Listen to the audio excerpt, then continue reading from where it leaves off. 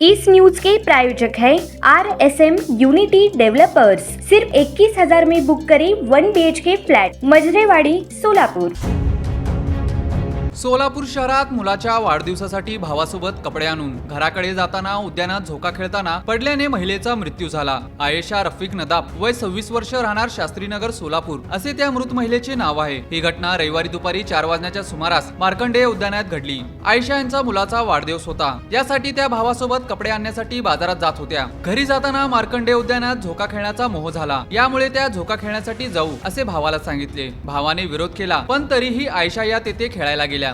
तेव्हा झोका खेळताना तोल जाऊन त्या डोक्यावरच पडल्या। लगेच त्यांचा भाऊ व तेथील उपस्थितांनी मदतीसाठी त्यांच्याकडे धाव घेतली, पण त्यांची हालचाल जाणवली नाही। यामुळे लगेच सोलापुरातील छत्रपती शिवाजी महाराज शासकीय रुग्णालयात उपचारासाठी दाखल केले, पण डॉक्टरांनी त्यांना मृत घोषित केले।